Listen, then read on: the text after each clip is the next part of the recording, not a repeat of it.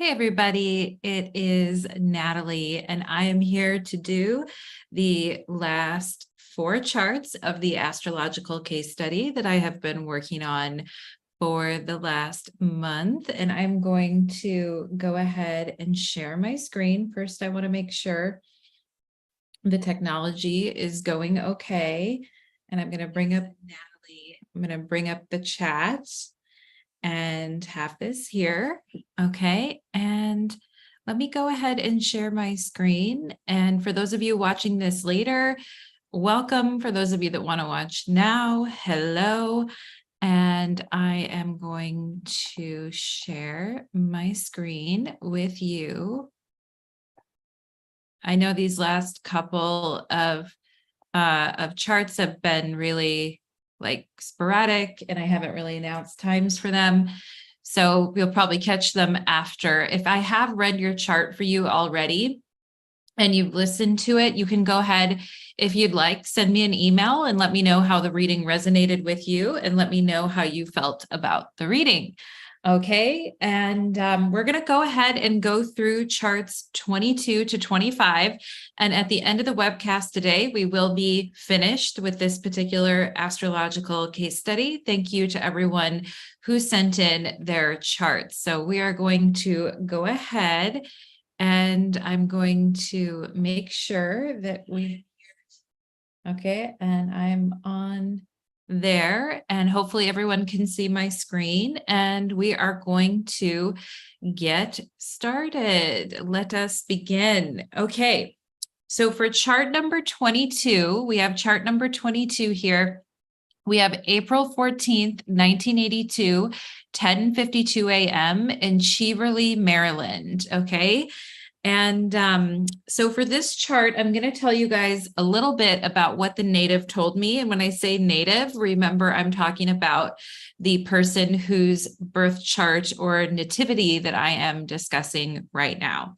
Okay, so let's go ahead and find out what the native told me about her parents. She told me that her parents were both narcissistic and histrionic parental figures.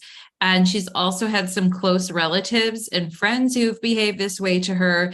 She comes from an extremely unstable home environment. She's been on her own since she was 15 years old, and she was subjected to severe abuse and betrayal by both of her parents. She says that her mother was emotionally distant yet demanding, and she had a abusive alcoholic father. Okay, so let's go ahead and dig in. First of all, let's just take a note here and note that we have this native is Cancer rising, 20 degrees Cancer rising. And therefore, the ruler of the ascendant is going to be this moon in Capricorn, this moon at 4 degrees Capricorn with Neptune right there in the 6th house. And we will also look at the planets that represent the parents in the chart. For the father, we'll have Venus representing the father there, as that Venus at 8 degrees Pisces, ruler of the 4th house. And for the mother, we'll have the ruler of the 10th house, which is that Aries right there. And for the mother, we have Mars at 5 degrees Libra retrograde right there, okay, representing the mother. So now that we kind of understand where the parents are at and how the native is coming through, let's chat a little bit. So first thing you're going to notice about this chart is there isn't a whole lot of fixed energy. When we say fixed signs, we mean Taurus, Leo, Aquarius, and Scorpio. We do see Chiron and Taurus here in the 11th house, but generally not a lot of fixed energy, which tells me that the native may always be on the move. The native may find it hard to put down roots and find a safe place to live, which we already know about. And of course, the 4th house represents our home and our family environment. And look at that right there. Look at Mars, Saturn, and Pluto all in the 4th house right there. Okay. So the native may always be on the move, difficult to put down roots, and but I also think the native has a lot of energy to stand on their own and be very independent. Look at that gorgeous sun in Aries with Mercury in Aries in the 10th house. Isn't that awesome? That's a really strong signature right there for the native. So we can see already that she is not going to give up on things, that she's going to keep working hard for things in her life, and that she's very independent and able to do things on her own, which is helpful for someone who's had to be on their own since they were 14 years old. So let's go ahead and talk a little bit more here. So when we talk sixth house in astrology, we can talk about the sixth house as being a house where we need to overcome challenges. And we face deep obstacles at times in the sixth house, and they can have to do with our health. They can have to do with other things as well. But just the obstacles that we face as human beings going through this world, trying to make it on our own or trying to overcome the challenges that we face. Now, we see the ruler of that ascendant there is that moon in Capricorn. And as we know, the moon can be the Capricorn can be a tough spot for the moon. I love a Capricorn moon because it's very tough and practical and resourceful. It's a survival type of a moon. And I'm sure that the native has felt maybe even deep despair and been very humbled by life in ways that we cannot even imagine. And we can see that Capricorn moon is fairly close to Neptune right there as well, Neptune in Sagittarius. And, so that whole sense of going through hell, but trying to maintain hope and maintain a sense of like, I can do this and I can get through things, but it might be very challenging here. Okay. And the moon Neptune is very compassionate energy as well, so that we can see that the native wants to do right and wants to do well in the world. Perhaps the native is charitable in some type of way, or wants to really help and empower others in their own struggles as well and help them to overcome. Now, a little bit more about that moon Neptune conjunction. So a lot of times when we see alcoholic signatures, and she mentioned that her father was an alcoholic, and sometimes, with the moon, we can see sun in difficult aspect to Neptune, we can see moon in difficult aspect to Neptune. And because the sun and the moon are so closely associated anyway with family and father having to do with son, moon having to do with mother and past and history of family.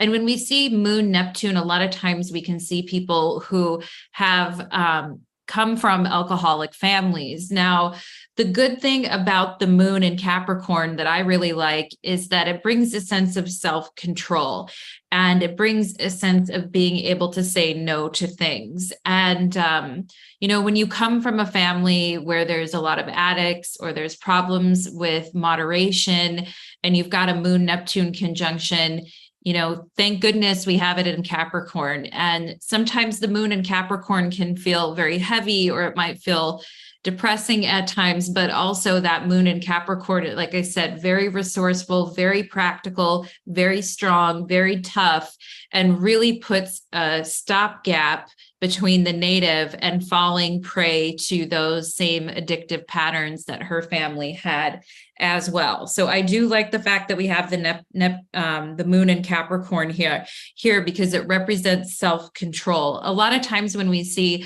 like a busy sixth house, or we see the moon in the sixth or Neptune there, a lot of times this can be in the chart of someone who is a healer, or somebody who works in the medical field, or somebody, I've seen it before in the charts of nurses or people who work in a nursing type of a role, or work in some type of health field. Okay. And I also feel like too, this native, because the sixth house is also a house of work along with our 10th house here too. The native may work with older aged people or older folks. And, it's interesting because Saturn Capricorn does represent, older folks. Also, we have Saturn ruling this 8th house here as well, too.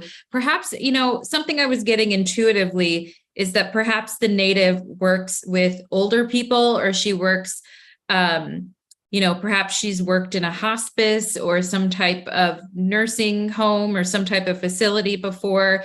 And, when we get to those later points in life, it's all about pain management, and it's all about, not suffering through those end of life years. So I was just kind of noticing that, and perhaps, it has maybe nothing to do with her parents, but perhaps it does. A lot of people who grow up in homes that are very traumatic want to be healers. They want to help others. And so we can see that aspect there too. Also, I had to wonder if the native has a habit of like toughing out situations. You know how some people, when they get sick, they don't want to take anything, or they don't want to because they're very sensitive to taking things, or they just don't want to take things. And so they just kind of tough it out, and that moon in Capricorn is kind of an energy of toughing things out. And, this whole thing of the native being on her own since she was 14 years old, it made me very sad. Because I was like, what happened when she was sick, or what happened, because when you're 14 years old, you still get sick at times, or, you have to take care of yourself if you're not feeling well. And, perhaps the native sometimes would like ignore her health or work through the pain, or if she was sick, she would just, ignore it and not take anything for it. And sometimes when we come from addictive families, we don't want to take things when we're sick or ill because we're afraid that we're going to fall down that same trap. So, it's a very interesting thing with her moon in Capricorn with Neptune there, and how that must have been for her growing up. And, being on alone when you're sick or when you're scared, like, thank God she's an Aries sun, and she's got this beautiful sun in Aries and Mercury in Aries, because that really makes her like quick on her feet, very strong person, very independent, ability to solve problems really quickly. Like, thank God the native has that in her chart, because it's probably saved her. That quick thinking and that quick acting probably saved her many times being out on her own. And, yeah, so we have that. And let's talk about perhaps too the native here with this moon in Capricorn in the 6th house. Perhaps the native gets very busy at times and doesn't give herself a lot of self-nurturing. Of course, as a Cancer rising, we want to be being self-nurturing to ourselves, but perhaps that's challenging for the native. And oftentimes that is challenging for people who grew up in abusive homes, is to be self-nurturing and to be self-soothing. Okay. And that moon in Capricorn in the 6th house, not giving yourself a break, working a lot, exhausting yourself, very hard. And perhaps the native is very hard on herself at times, perhaps denying pain even when she feels it. And as we know, women oftentimes are way better at taking pain. And it just made me think of when women get tattoos and, like guys are sitting there crying and the women are just sitting there taking it. So it's kind of that whole thing. And I felt the native may have that type of a vibe. Okay. And we can also see here that so there's some interesting things I quickly wanted to point out too. So this native is Mercury in Aries square her ascendant. And she also has the ruler of her money house in opposition to Pluto and Saturn. So money issues may have been very troubling for the native to struggle with, but I also think she's a hustler. She has a hustler mentality, and she's going to do what it takes to survive. Perhaps at times people think that the native is a bit brash or maybe even a little bit rude with this Mercury and Aries square the ascendant, but what they don't understand is that when you come from that place of having to fight for everything and having to do everything yourself with no one else to depend on, it makes us very, what's the word I'm thinking of? It makes us very like terse at times, or it can make us very like, maybe even seeming like kind of bossy, or make us kind of seem like we're telling people things very quickly. But it's because we come from this environment that we have to hone those survivor skills. And so I just wanted to point that out too. Now let's go and look at everything here, because we have a lot going on in this chart as far as the parents are concerned. Okay, so let's see if we can find evidence of narcissistic and histrionic parents. And that the father was alcoholic, the mother emotionally distant yet demanding. Let's see if we can find that. So first things first, when we're talking about histrionic personality disorder, histrionic is a little bit different than NPD or narcissism, and histrionic has a pattern of seeking attention and constantly needing to be the center of attention. And histrionic people can talk really dramatically and have super strong opinions. They can be easily influenced, have rapidly changing emotions. Histrionic people can think that relationships are closer than they actually are. They could also be have inappropriate sexual behavior and provocative behavior. And they may use their appearance to get attention as well, and they can't stand when other people are getting the attention. They may have shifting and shallow emotions and engage in theatrics. So I just wanted to mention that about histrionic personality disorder, because I think it's really going to come into play when we're talking about the mother, okay? And let's look at the mother first, okay? So the mother is, when we talk about the mother, we're going to be looking at the planet that rules the 10th house. Okay. So mom is here in the 4th house of family, represented by this Mars at 5 degrees Libra retrograde. Now, Mars in Libra retrograde, Mars is in a weak position in Libra, but retrograde on top of that is very odd. And, retrograde planets can sometimes make us have weird behavior, different behavior.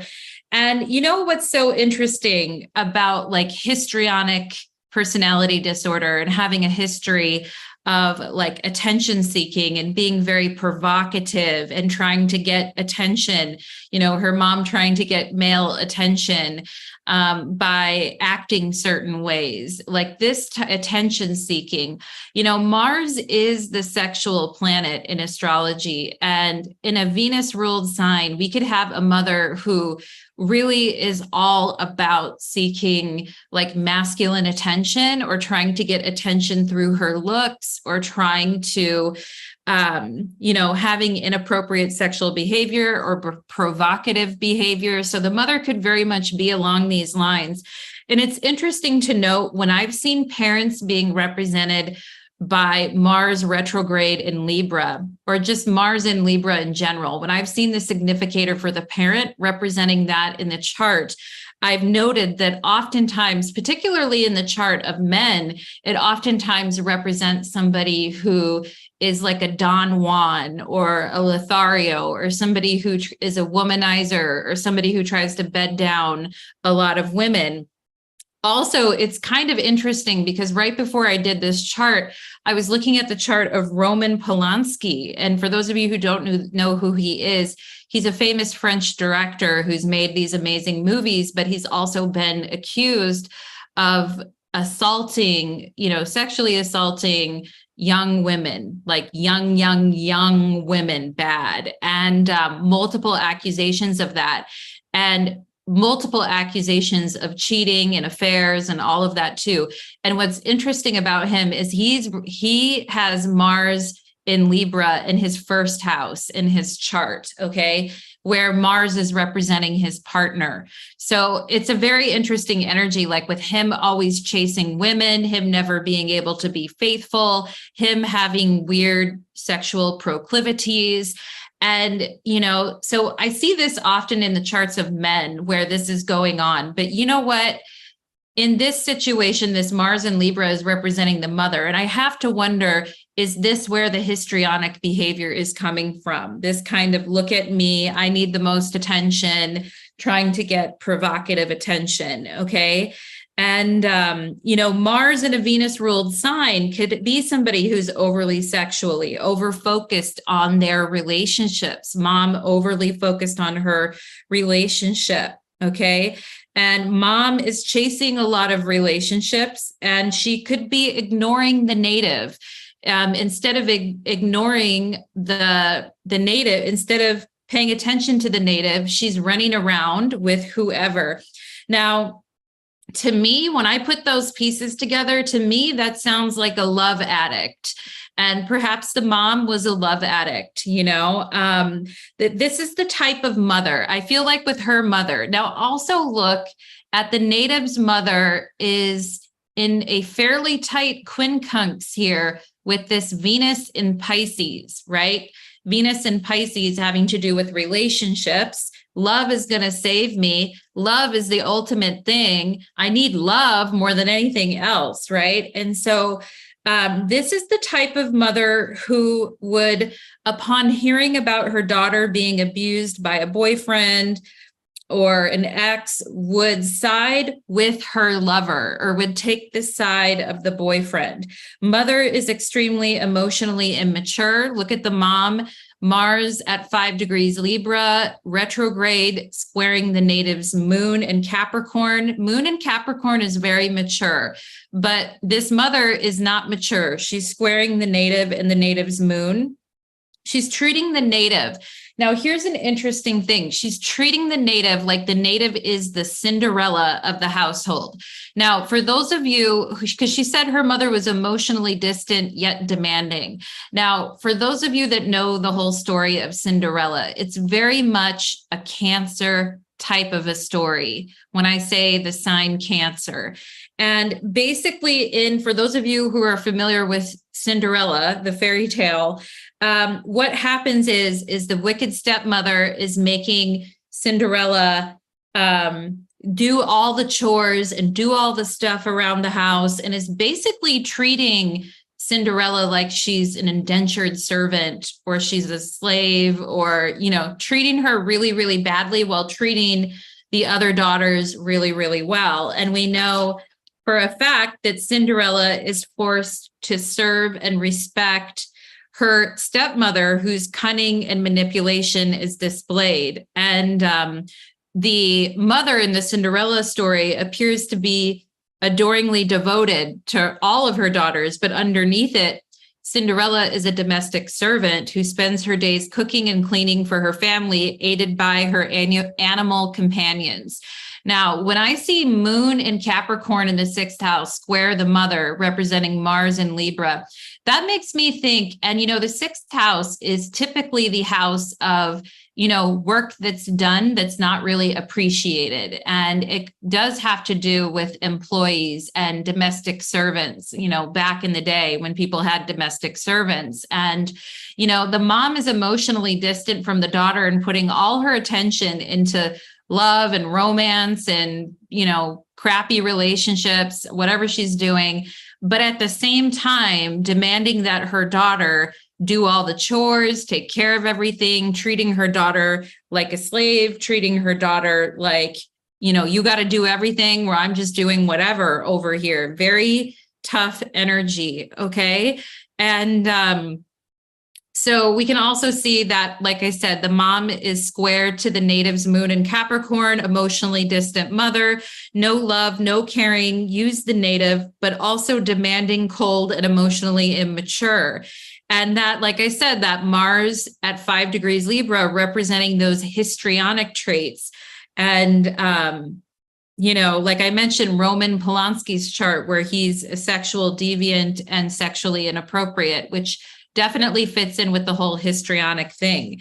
Now, the native's mother puts a lot of stress on the native and is very unfair there, okay? And also we can see here that this would be the mom's derived first house, okay? And we can see the mom here with the sun and Mercury. In Aries, the mother is probably very demanding, very bossy, very controlling, all those things.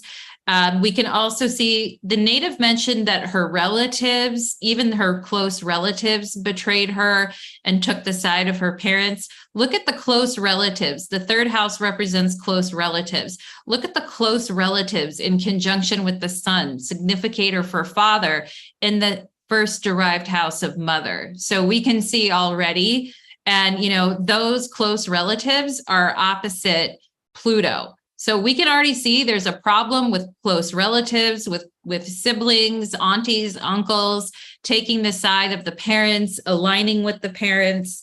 It's not good. And so even the close relatives treating the native like garbage. We've got that Mercury opposite Pluto. Okay. And we've got the mother and the father elevating the close relatives and treating them like they're super important while treating their daughter like a domestic servant and like some lowly human being that doesn't belong. Very much like that surrender or the Cinderella story that I was talking about. Okay. And that mom being very selfish, being very neurotic, thinking everything is about her. Now, let's go ahead and see. Mother is a person who has kids so she can boss them around, is what I felt, and put them to work. Mother spends more time worrying about her romantic relationships than her kids. Okay. Mars, quincunx, Venus, and mother finds kids annoying. The native is very self-sufficient, Moon in Capricorn in the 6th house, and doesn't ask a lot for herself.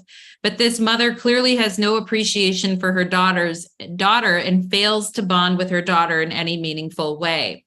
Okay, so we also see the planet representing mom, like I said, in a quincunx with this Venus in Pisces. Okay, this is where mother's emotional emptiness drives her to extremely compulsive behaviors in romantic relationships, and where she believes that love is going to fix all of her problems, okay? And just like Cinderella's mother is trying to bribe, is trying to basically push off all the stepsisters to men, okay? And so you can see Venus is exalted in Pisces, but it's not great sometimes because it's real delusion. It can be real real delusional when it comes to relationships, thinking, oh, this person's in love with me and they're going to fix all my problems, right? And this Venus representing mom's partner is in mom's derived 12th house that says mom picks addicts to be with. She picks people that she thinks she can save. She picks people that she puts way up high on a pedestal that she thinks that she can save, and gives all of her focus, attention, and energy to these men, and uses men or relationships as a way to deal with her emotional emptiness, and in that the daughter is completely forgotten. Okay. And so mom gets involved with addicts who she thinks are the most wonderful thing ever. But they leave her desperate without resources financially. Okay. That Venus rules mom's 11th house, which is mom's money. Okay. And look at this crappiness right here. The mom's money, represented by this Venus, is in that exact quincunx to dad's money. Okay. Or to her partner's money. So there's some weird shit going on with money with the native's mother, and who the native's mother picks to share financial resources with. There's weird stuff going on with mom, her boyfriend, or whoever, and the money. There definitely is weird things going on right there. Mom may think she's being a gold digger or picking the best guy, right? Venus and Pisces. But is actually the guy is a piece of shit, okay? Mom and dad are in a quincunx to each other. These two planets that represent mom and dad are in a quincunx negative relationship with one another. And so is their money. So is the parents' money. This could result in ugly fights, cheating, affairs. Mother is completely delusional about relationships, puts her energy into totally the wrong things, okay? And I also feel like with the mom in this quincunx to Venus, mom, because Venus represents women in general, I feel like mom tries to pretend like she cares about her daughter or she cares about women in general, but I don't think she cares about other women or her daughter or other women in general at all, okay? Even if she's acting like that or pretending to. Okay. So we have here, so the native is very independent, Sun in Aries in the 10th house, okay, with Mercury, Moon in Capricorn, very independent, and can take care of herself. She's been on her own since she's 14.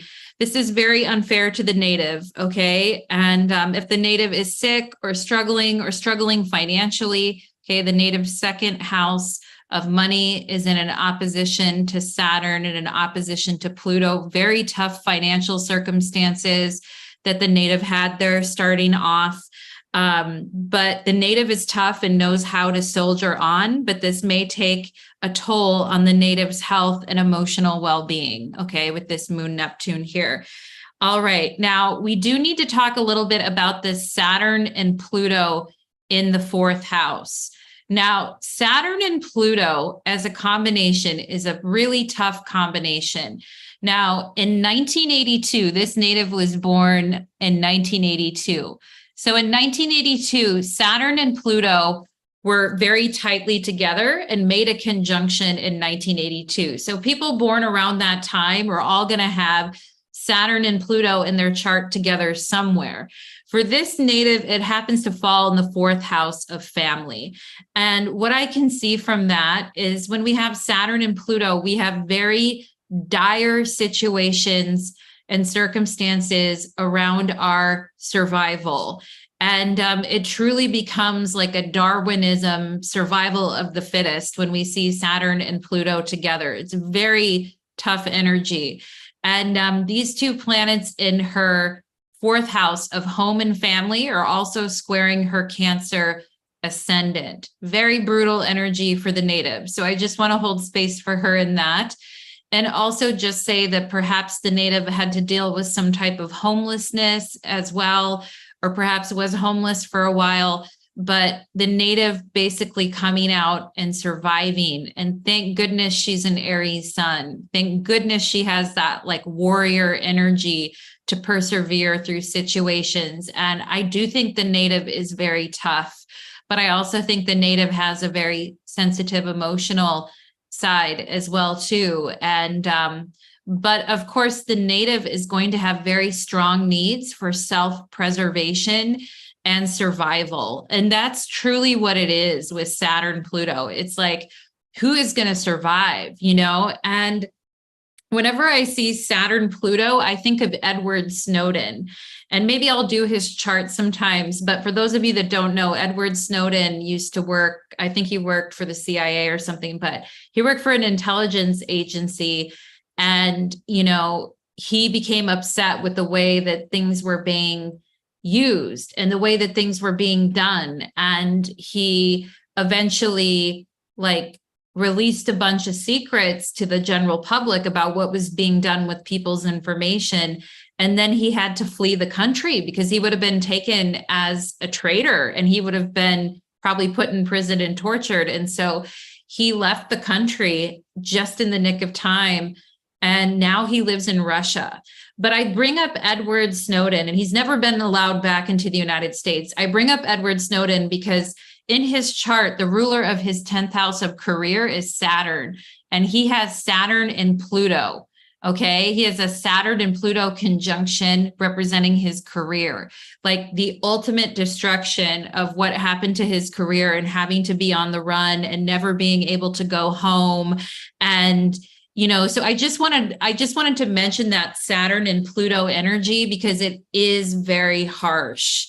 And you'll see people handling the energy differently. But I thought that was a good example of how, you know, Saturn and Pluto can really operate, like the total destruction of the status quo that leaves you on the run and looking for survival and help anywhere you can find it. Okay, so I wanted to bring that up. Now, we also can see there's a pretty, so I talked about the Saturn-Pluto energy, total destruction of the home, right? Saturn and Pluto. And the reality of it all is very painful.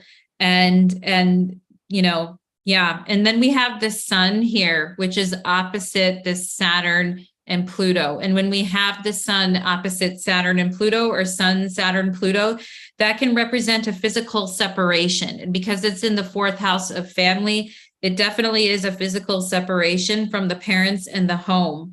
Having to overexert, the native has to overexert herself to gain some footing and some traction in the world, okay? But luckily, the native has great ability to solve difficult problems, and it has a very strong survivor's instinct. And I also feel the native could be very street smart and react to situations very quickly that she finds herself into when she needs to, really punch it and get on it. And I do think the native is very quick at solving problems and coming up with things. Look at that Mercury and Aries opposite Pluto and Libra. Okay. And it's almost like a whatever it takes type of vibe. Like I have to do whatever it takes to survive.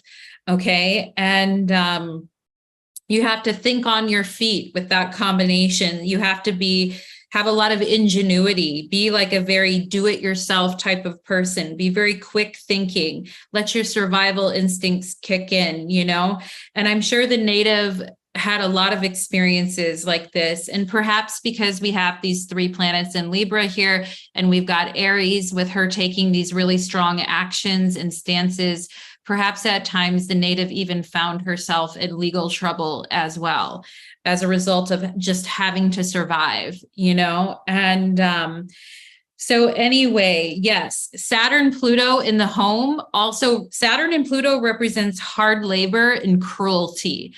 And when we see that in the home, that's another indication that this mother was like using the native for whatever she wanted her to do and not ever loving her, recognizing her, or giving her any kind of comfort in any kind of a way. And I just have to say, like, Saturn and Pluto is also very much, just to talk about Saturn and Pluto a little bit, it's very much like the energy of the Holocaust and things like that. It's very much an energy of destruction of the entire structure of life as you know it. And, I'm being really serious here because Saturn Pluto is a serious thing. And it reminds me of, the sign that they hung above Auschwitz, above one of the concentration camps where they said, work will set you free, and that hard labor that those prisoners had to do and the cruelty behind that. And just how, they were giving them false hope that if you keep working and you keep doing this, that you'll be free. But all they were doing was planning on exterminating them. And it's just so intense and heartbreaking. And anyway, I just needed to talk about Saturn and Pluto because there is that forced element of cruelty and hard labor. And, I hope the native is through all of that. And I hope that she's much better and not having to deal with these situations anymore. Okay. So now let's look at the father. The native said that the father was alcoholic. Okay. And when I see this moon Neptune here, I'm thinking perhaps there's a history of family addiction or alcoholism. The planet that represents the father in the chart is this Venus in Pisces, okay, in the 9th house. The father, now Pisces is interesting, right? So the father may have a tendency toward escapism, not wanting to face problems, not very practical. Now, I feel the native is very practical, and I feel that she's very survivor oriented. The father may have times when he just doesn't want to face any problems. He's not being practical. He may be extremely bad with money. We see the planet that rules dad in a quincunx with his own money in the 4th house. Dad's really bad with money. And with this Saturn Pluto in the 4th house of the home of where you live, dad could be so bad with money that he's ignoring bills. He keeps partying. He's not paying the bills. He's not paying the utilities. They're all late. He doesn't care. The house falls apart, needs repairs, doesn't do anything. Father overindulges in food and drink and has no common sense. Okay. This is so different from the native who has a ton of common sense and street smarts. Father picks partners. I also feel like this Mars is representing the partner that the father picks. Okay. Father picks partners who are emotionally abusive and based on sexual attraction only. Father may have gotten in a lot. Father may have had a lot of affairs. The father may flirt a lot. The father falls in love easily and stupidly with this Venus in Pisces. And he may end up picking women who are a total nightmare package of a woman. And that can really represent his inability to just be, he's out to lunch. Okay. And I also wondered here too, with this father, with this Sun, Saturn, Pluto, if the father leeches off women, or the father himself may have experienced homelessness at some point in his life. I also feel the Sun representing the universal significator for the father in opposition to Saturn and Pluto and Libra. Libra, of course, being a sign of justice and legalities. I wondered if the father was in trouble with the law at any points or had been on the run at any point. Okay. And this Sun Pluto opposition tells a story of ruthless survival and needing to survive.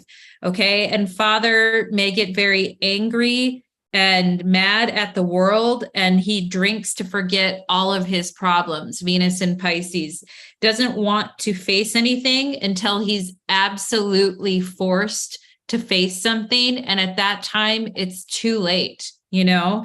And father is also very self-centered and self-destructive with the Sun opposition Saturn and Pluto. And he may get in a lot of fights or be physically abusive towards his partners as well in this relationship sign of Libra. Father is impulsive, doesn't make wise decisions for the family at all, okay? And I also feel because we have the Sun representing father with the planet Mercury in Aries that represents close relatives, look at that. They're in a conjunction together. And they're opposing the native's already very debilitated fourth house. Okay. So, you know, I also feel the father could be getting people on his side from the extended family that are talking crap about the native, that are lying on the native.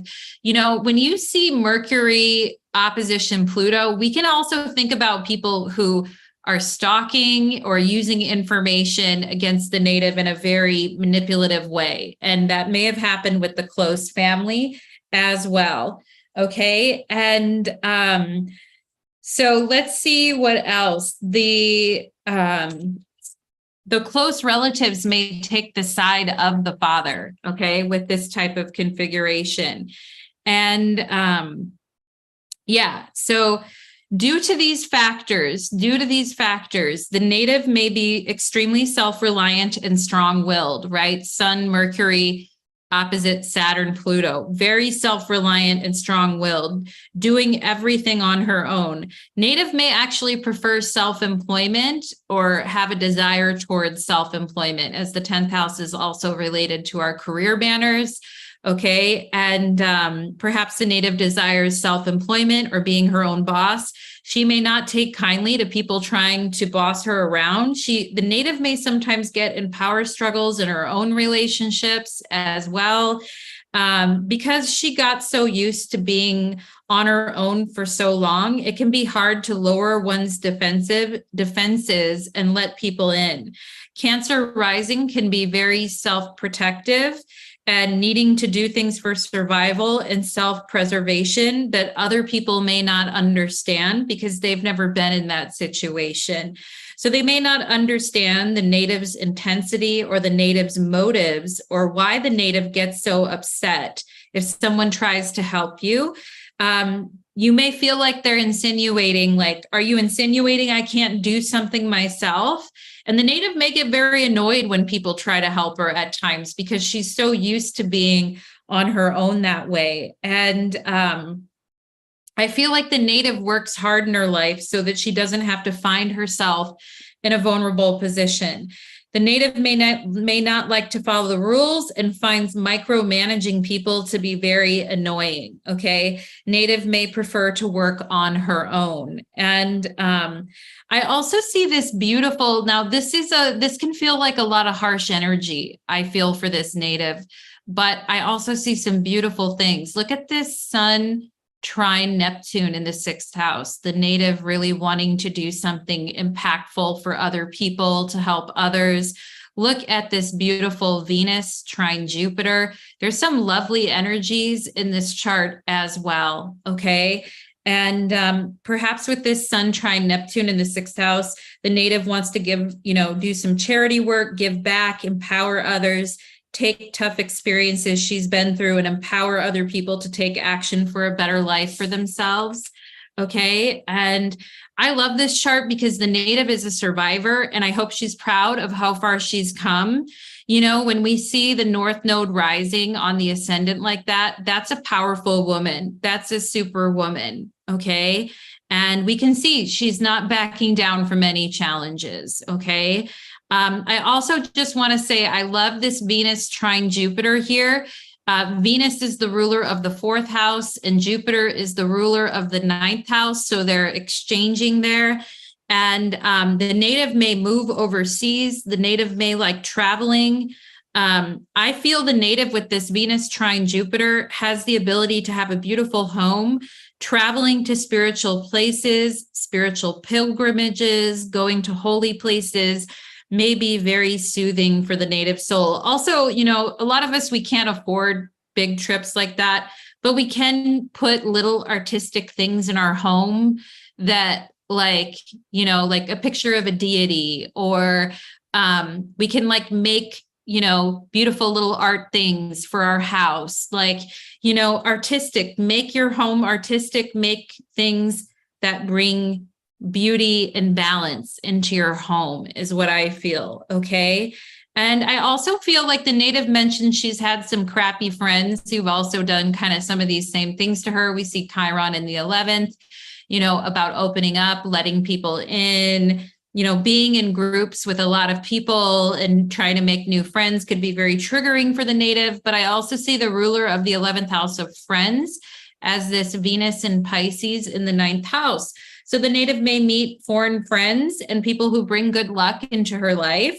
And the native's chart is powerful and dynamic, but life can test us, and we need to be, I'm telling the native they should be secure in the knowledge that you've made it this far in life and it hasn't taken you down yet, baby. So be strong, my friend. I know you already are. I don't even have to tell you to be strong because I know you are. So appreciate you so much, chart number 22, for sending me your information. And we are going to move on to chart number 23. Okay, so let's go ahead and do it. And I'm going to find us chart 23. Let's do it. Chart number 23. Here we go. All righty. So we have chart number 23, July 16th, 1996 at 12:11 a.m. Huntington Station. Okay, so we are going to look at this chart, and this chart is 23 degrees, Aries rising. You're going to see today we have a lot of Cancer and Aries energy going on in these charts. Okay, and look at all that Cancer lineup in the 4th house, Sun, Moon, Mercury, and Cancer. Look at all of that. Aries rising. Okay. And the native is represented by this Mars in Gemini right here as an Aries rising. And that Mars in Gemini is technically in the 3rd house by the 5-degree rule. The mother is represented by Saturn and Aries in the 12th house. Tough placement for the mother there. And father is represented by the ruler of the 4th house, which is this moon at 29 degrees Cancer, last degrees of Cancer, okay, the anaretic degree, okay? And what the native told me about her family is that she's the oldest of 3 siblings. Both her parents are awful. She is the child of immigrants, and she's the product of children having children. She feels that her parents are her biggest haters now that she's older. They offered no support and were verbally abusive. She said her mother is a narcissist with bipolar disorder, Saturn and Aries in the 12th house, okay? Native is the oldest, and she said she got more abuse than her siblings, okay? Where are the siblings in the chart? The siblings are the 3rd house. represented by this Mercury at 29 degrees Cancer. Look at the siblings. They're in a conjunction with dad. Okay. So that already tells me, yeah, I could see that right away, where the siblings are getting more respect or closer, and the native is really singled out. Okay. Native is the oldest and got more abuse than the siblings. She said her mother is her harshest critic. She's emotionally unavailable, and her mom has mood swings that put the native into a fight or flight state. Okay. She said her dad is emotionally unavailable, provided for basic needs, but gave no love or attention, made the native feel unworthy, had an attitude of, I love you as long as you shut up and do what you're told. Okay. So let's go ahead and see. And I have to say that this particular chart hit me pretty hard. I'm also the oldest child in a family that has a kind of, I'm not a child of immigrants, but I am an oldest child too. So I feel you, native 23, and your chart really got me up and going. Okay. So let's go ahead and talk about it. So we can see that there's a couple planets in Earth. We have Jupiter, Neptune, and Uranus, or we have just Jupiter and Neptune in Earth signs here. And these are more generational. Well, Neptune particularly is generational. Not a lot of Earth energy in this chart, but you can see there's a lot of fire, okay? And there's a lot of water. So fire and water can create dramatic, passionate energy. But if there's a crisis, it feels like everything needs to be done now. And we can see that with Aries rising. Okay. And it may be easy for the native to get emotionally flooded with emotions. Look at that. She's born on a new moon, 3 planets in Cancer, all in conjunction with each other. The native may get easily flooded with emotions of others. And I kind of felt like the native may be a different person outside of her family, but then when she's with her family, she becomes this different kind of person, because the native is represented by this Mars at 23 degrees Gemini in the 3rd house. And I'm going to talk to you guys about why that is and why I felt that way. Okay. But one thing I want to point out to you guys is this moon, Sun, and Mercury, all in Cancer in the 4th house, are all opposite that Neptune. So on the surface, it looks like it's a family. We belong together. What an amazing family. What a good family, this type of thing. But it's all in opposition to Neptune.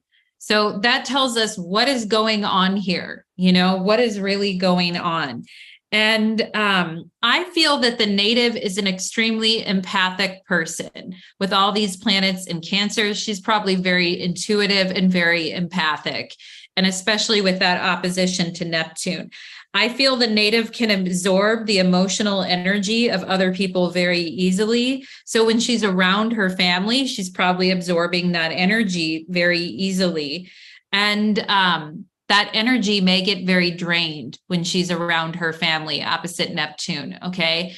And actually, with this native being an Aries rising and this Mars being in the 3rd house of self-effort and get up and go and do things, and Mars in Gemini, particularly sextiling the native's ascendant, it's like, you know, this native, I feel like when she's outside of the home, very interested, very applying to things, looking at things, busy, not like energetically drugged down, probably like when she's at home. Okay. And the native may, when she's outside of the home, at school, with friends, she may find she has more energy when you're focused on something or someone else besides your family. You may forget time at times and get absorbed in what you're doing. You may like many different subjects and find many things interesting to learn and many distractions to entertain you, which thank God, right? Because the family doesn't seem that entertaining. It seems like a real buzzkill, okay? And we can see here too, you know, this Sun in Cancer, all these planets right here, Sun, Moon, Mercury, they're all squaring the native's ascendant. And, you know, this Sun square the native's ascendant, it's exact. It's an exact square. And it makes me feel like the native has to just go along with things when she's at home with her family, because the Sun has to do with our individual expression of who we are. And it's like, yeah, it's getting swallowed in the family. And I don't really feel like I can be myself or have opinions that are different than the family. I feel like my family doesn't really appreciate who I am. Like I have to merge into them and I don't get to be myself, And so there may be some issues with that as well, too. Okay. With your home not supporting your individuality. Okay. And I want to talk about, what's going on here with the fight or flight stuff, because the native mentioned that her mother puts her in a state of fight or flight. Okay. Which is definitely a PTSD response. Okay. So a quick thing I want to say about the mother before we get into the fight or flight issues is this mother is represented by Saturn and Aries in the 12th house, conjunction the South Node, K2 opposite Chiron. Rough combo. If I saw this right away and I didn't know anything about her chart, I'd say that mother's a problem. Definitely. Okay. Mother is idle and lifeless in the 12th house. What exactly is she doing? Nothing. If you're not going to support, help, or pitch in, stay out of the way, And here we can see the family relying too much on the oldest daughter. We'll talk about that too. Mother is in a conjunction with the native's South Node. Okay, native could have had a past life connection with the mother. But here's what I'm going to say. That mother was a piece of crap in a past life, and she's still a piece of crap in this lifetime. Okay. She's still a piece of junk in this lifetime. And that the mother is very negative and probably was in a past life and still is to this day. Okay. So let's find evidence of the fight or flight. Okay. When we're talking about fight or flight. Fight or flight is a nervous system response. We can see the native is represented by this Mars and Gemini in the 3rd house. Now, of course, Gemini definitely has to do with the nervous system. So does the 3rd house. So with Mars and Gemini in the 3rd house, we see an overactive nervous system that gets really inflamed. And with that Mars energy, you can definitely see that fight energy coming out. But then that Mars is also in a quincunx to Neptune. So you can see that fleeing energy and that disassociating energy and that running away energy. So right away, I can see how this chart is very susceptible to fight or flight issues. Okay. The native may have asthma. The native may hyperventilate. She has a very sensitive nervous system. She'll have a burst of energy to respond to dangers, but then it's like the life is sucked out of her with this quincunx to Neptune. Okay. And Mars in Gemini anyway can represent mental stress, mental overload, overthinking, rapid breathing, trembling, shaking, and becoming dizzy. Okay. Especially with the quincunx to Neptune. And so, obviously I'm not a medical doctor, but, breathing techniques may really help the native when she's getting into those moments. Also with Mars, quincunx, Neptune, it hit me as I was going through her chart. There's a type of yoga called Yoga Nidra, and Yoga Nidra is basically called psychic sleep, or the consciousness between waking and sleeping induced by guided meditations. So in Yoga Nidra, you lay there in corpse pose, and then you use mental images to calm down and, calm the nervous system and release the energy and all of that. And perhaps Yoga Nidra would be really nice for this native. And we can definitely see the native because the native is Mars. She is Mars rising. So this Mars definitely has to do with the native's health as well. And we can see that flight response with Mars's quincunx to Neptune, that escapism, that very sensitive need to run away.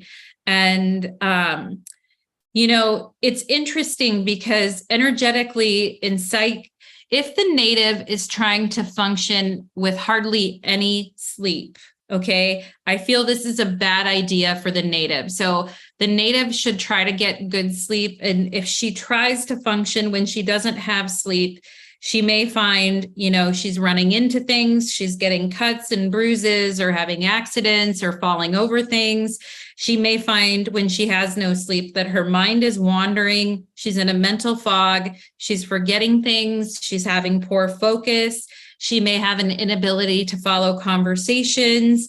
Okay. And these are all long-term, like mental and emotional health things that are consequences of being victims of abuse, and the mental fog and the forgetting and lack of sleep and, all of this type of stuff, definitely the PTSD too.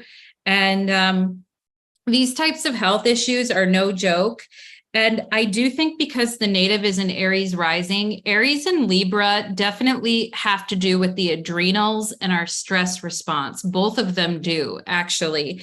And as an Aries rising, I definitely feel the native needing to watch her adrenals, watch her cortisol, her stress levels, and that fight or flight response that she gets into. Also, we can see Saturn in Aries here. Saturn is a very cold planet in the hot sign Aries. So again, that's a lot of pressure on the adrenals and a lot of pressure on the emotional response. So, we definitely want to advise the native to take really good care of herself. Okay. But let's go ahead and find evidence that mom is her harshest critic, provides no support, was more abusive towards the native has been more abusive towards the native than her siblings, mentally ill, narcissist and bipolar, mood swings, put native in fight or flight, biggest hater now that she's older. Okay. So mom is in the native's 12th house of psychological pain. Okay. And we see that hot and cold, Saturn in Aries, cold Saturn, hot Aries, hot and cold, with the bipolar, mentally ill, narcissist. Okay. And we've got that in the 12th house conjunction the South Node.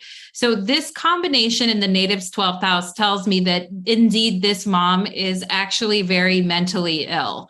Now, there's definitely things we can do for bipolar, but there's not a lot people, there's therapy for narcissism, but,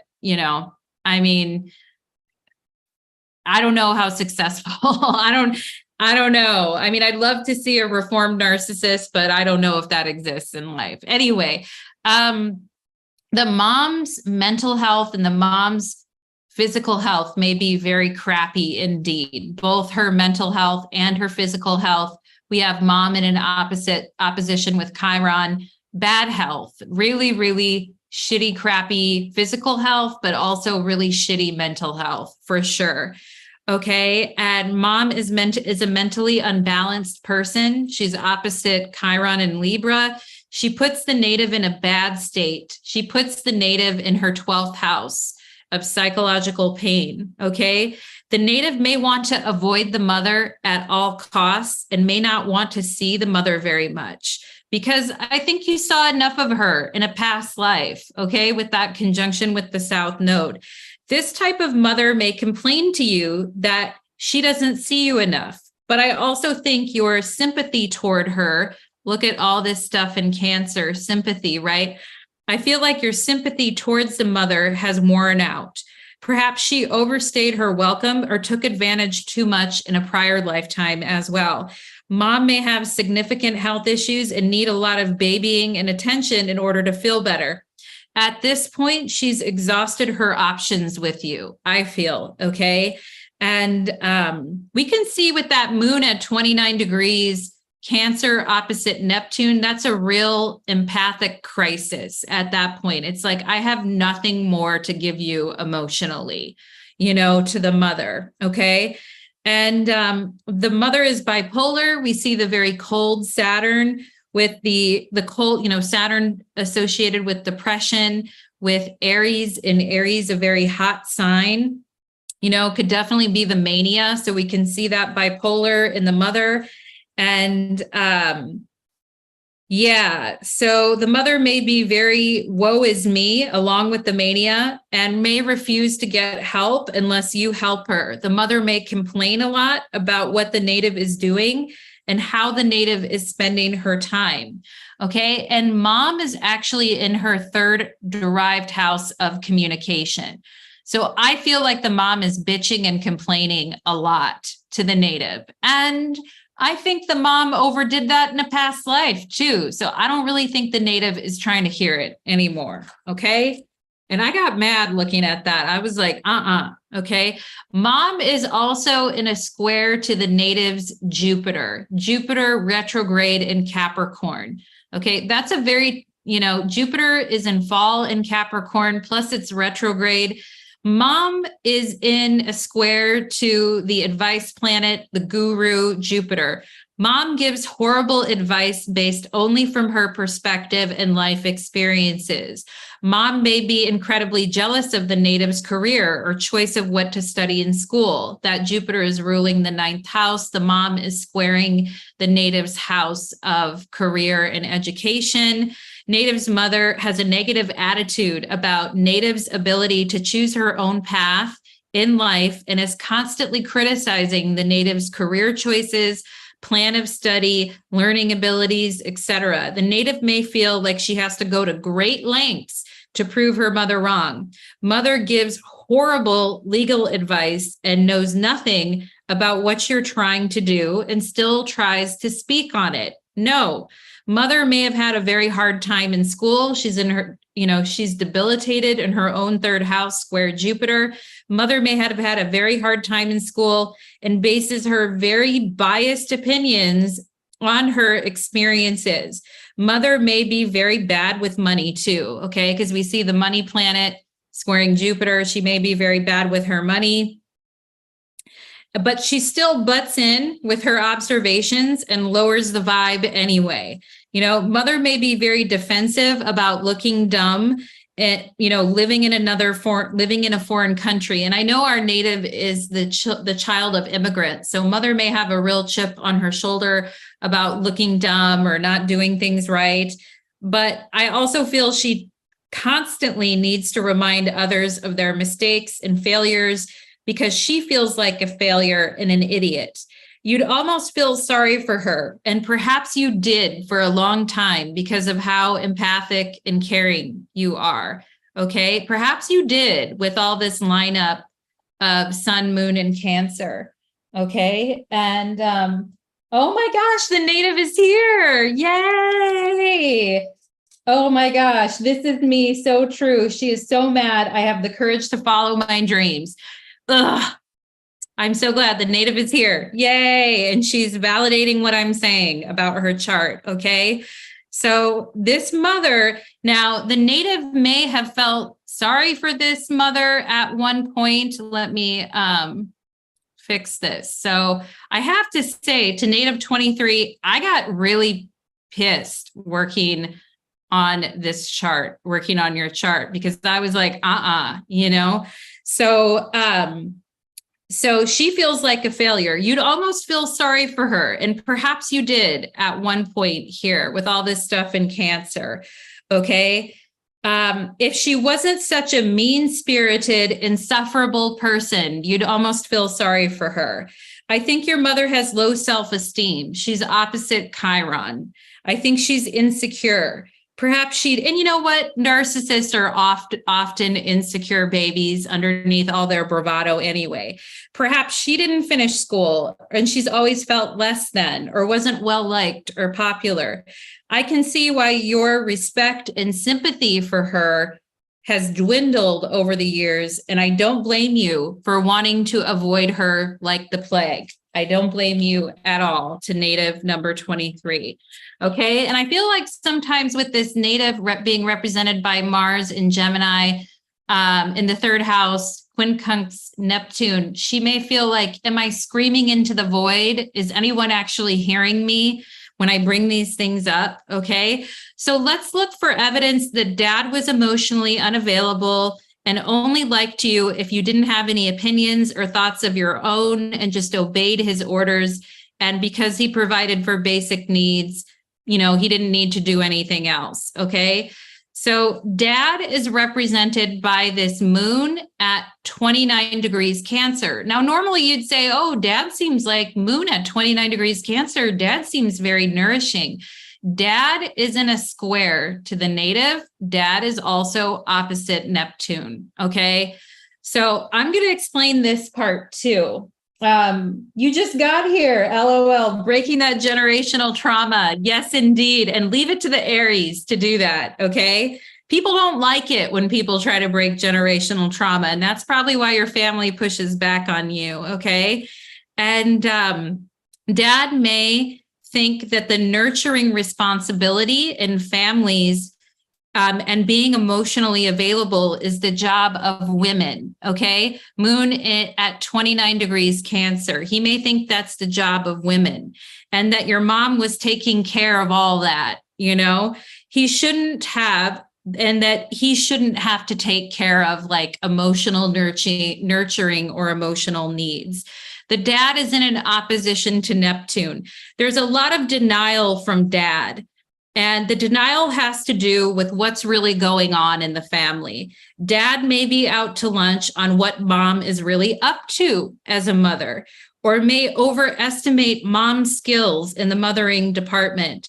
Father might have been a huge mama's boy himself who had a mom do everything for him and just assuming his own wife is doing the same, completely delusional, not realizing that my wife doesn't have those capabilities at all.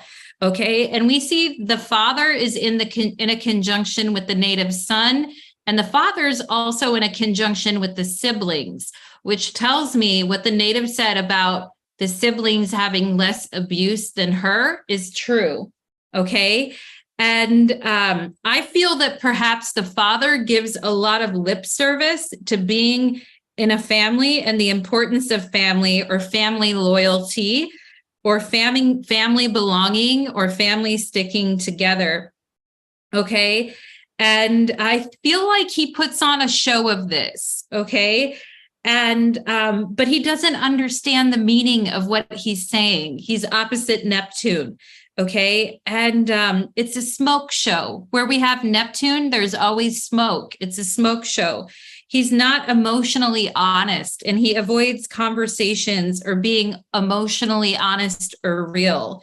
The father would rather be living in a fairy tale, make-believe land that the family is perfect. And as long as he's providing the security, father in the fourth house, he's providing the security. He shouldn't have to do anything else. And everyone should give him a lot of props and a lot of attention. Father is in a conjunction with the sun. Everyone should give him a lot of props and a lot of attention for taking care of the family. Father may have a real need to feel important, like he's the family's hero, needs everyone to agree with what he's saying. Look at that Mercury in Cancer at the anaretic degree. I expect everyone to treat me like I'm the important one and agree with everything I'm saying. Okay. Father doesn't really have objective opinions either. Okay. And, the native is represented by Mercury and Gemini in the third house. So the native is going to have some objective opinions. The father feels like the children should just agree with him. He's in a conjunction with the siblings, with Mercury. Father just feels everyone should agree with what he's saying and not question it. Okay. The problem is, I feel the native is too smart for that and has objective opinions. Okay. And so let's see what else we have here. Dad doesn't want anyone to have opinions of their own that contradict the perfect family. Okay. The native is squaring all of those Cancer planets in the fourth house. Okay. The native is challenging the status quo in the family. The native is making observations, asking questions. Father doesn't want to hear it. His perfect dream world is shattered, and the native challenges that. Okay. So there's a lot of denial and that kind of stuff going on from dad. The siblings are represented by this Mercury in Cancer and are in a conjunction with dad. Siblings get less abuse than I did. Okay. Siblings are more closely aligned or just go along with things. Okay. Without questioning anything. Okay. And the family then protects them more for doing that, right? And this is the way abusive, behaviors are rewarded in families. Like if you just go along with it, things will be easier, like this type of thing. But what happens when you don't want to just go along with it anymore? Okay. And the native is an Aries rising. She's independent, driven, motivated. She has the ability to think quickly and ask questions, Mars and Gemini, okay? And that may scare and upset the more docile members of the family and make them nervous, to where you find yourself as the native having to act differently in order to be a part of the family, okay? Because this is very, Cancer energy can be very tribal, kind of clannish energy. Either you're one of us or you're totally against us. Okay. And Aries is more of an individualistic type of an energy. So it's like either you agree with us and you're doing everything with us, or you're nothing, or you don't belong with us. And the native may have found herself with all this, sun, moon, and Cancer, Neptune. I feel the native could be an empath or very empathic. And therefore, she's going to possibly maybe change at times in order to help everyone get along in the family. Your family may also use you for your emotional labor and your support as well with this sun, moon, and Cancer in the fourth house. I feel the family uses the native for emotional labor and support. And then they exclude you when you don't go along with the fucking trite system that they've created. Yeah. And the native is saying, spot on. My dad's a trucker, so I guess he just thought my mom had it all together while he's away. He is Delulu. Yeah. I love the new word on TikTok is Delulu, which I love. Okay. And I just want to say, if you feel you've ever had to change your behavior because you're around your family or they didn't like what you were doing or saying, and you're feeling that energy empathically, so you're feeling like you need to change to be around them, this is fucking bullshit. And I'm so sorry if you went through this. And as an oldest daughter myself, I know the feeling. And oldest daughters oftentimes are used for their emotional and domestic labor. Okay. And the family is only happy when that oldest daughter is playing the role of mommy or going along with the delusion of the family. Okay.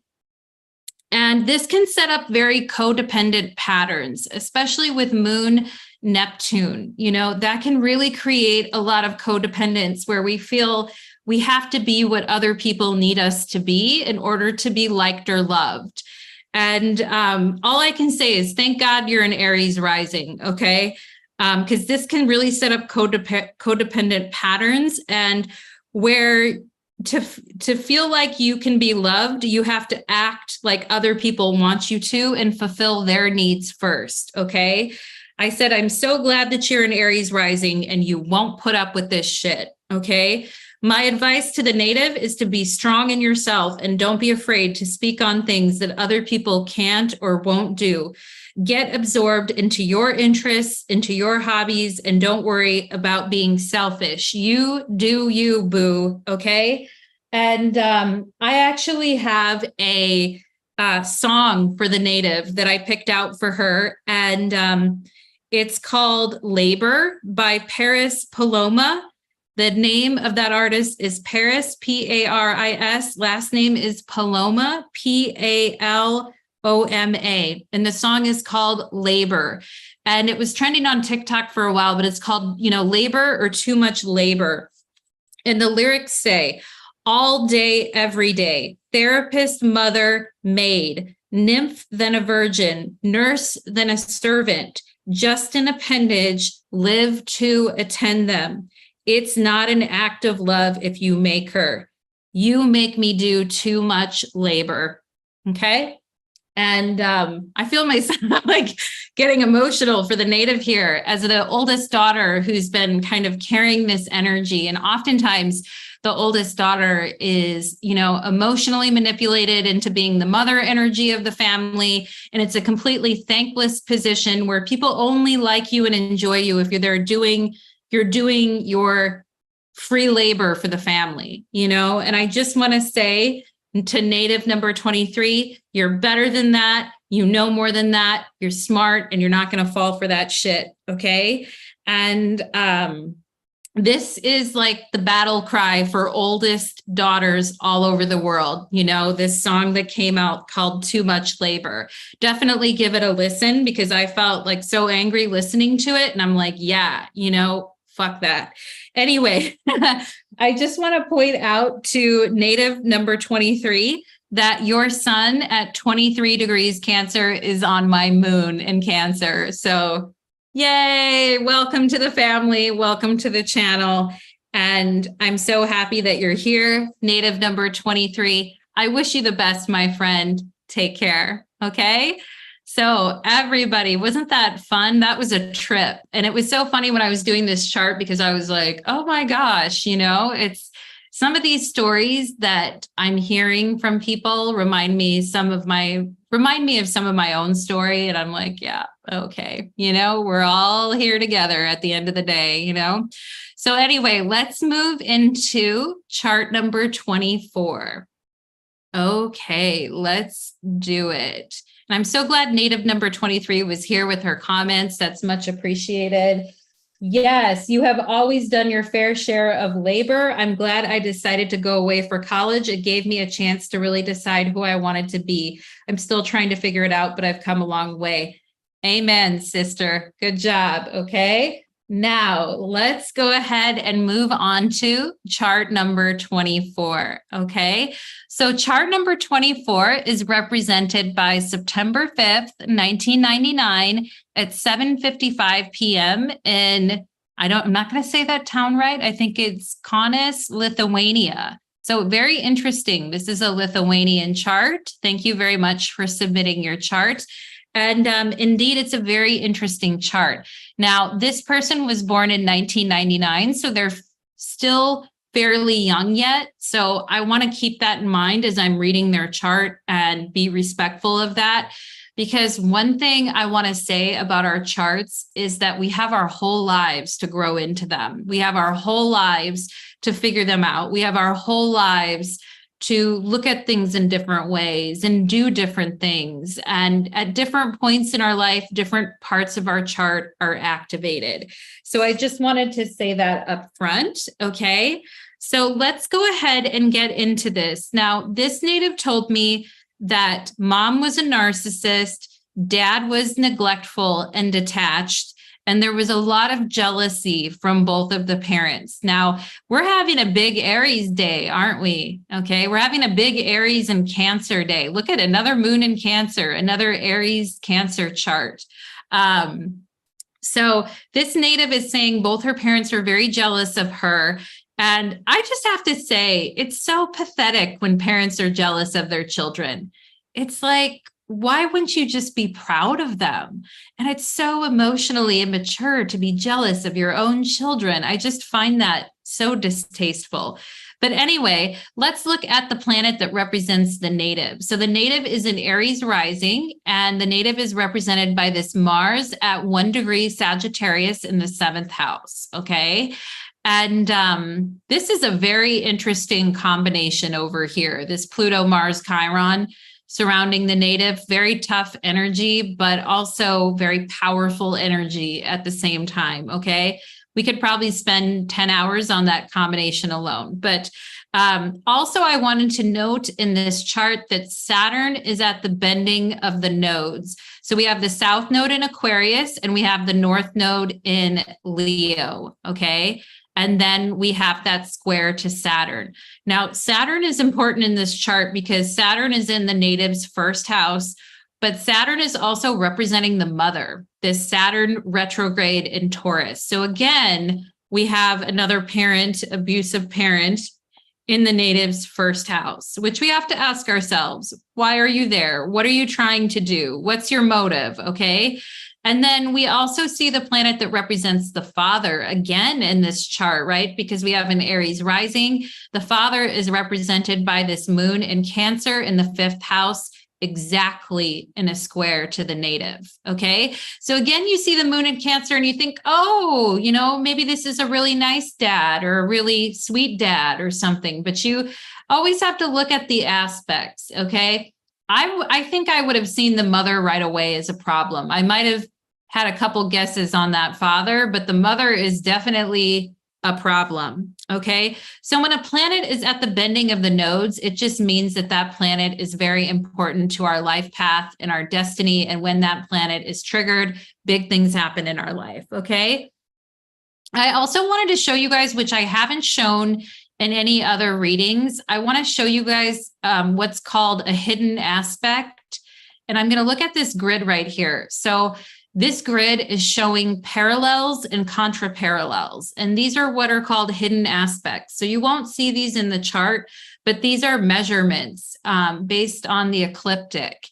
And we can see two planets making an aspect with each other just based on these measurements, and they're called parallels and contraparallels.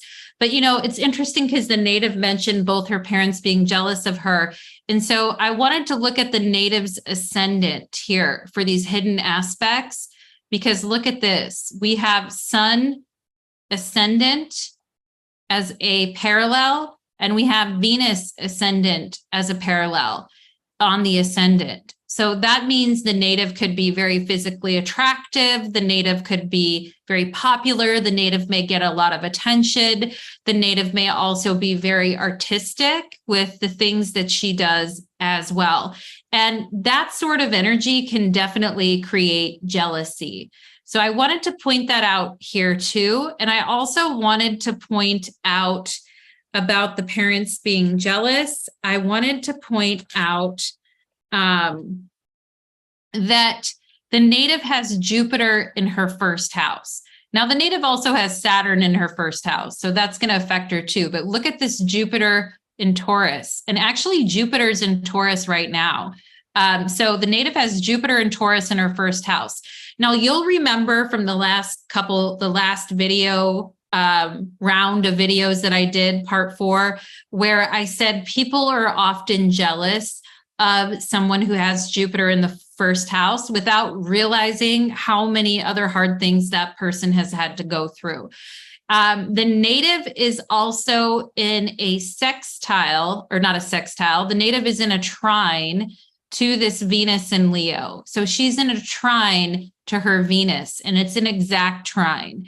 And that Venus is also in a conjunction with the North Node. I mean, you're seeing indications all over this chart of the native being extremely creative, the native possibly being very attractive, being very popular, being very well liked, having their work, displayed or shown. So we can already see why the native may be having people around her that are jealous. Okay. And why that jealousy is. The other thing I wanted to mention, what's really interesting, is the native is born under a Venus retrograde. And this is a unique position for the native. We are actually having Venus retrograde in Leo right now. And the native was born with Venus retrograde. So I would be really interested to speak with this native and say, hey, what do you got going on right now? Because they're having a Venus return and Venus is retrograde. So that's more of an unusual position in a chart. And I'd be interested to know that Venus rules her 7th house of partnerships.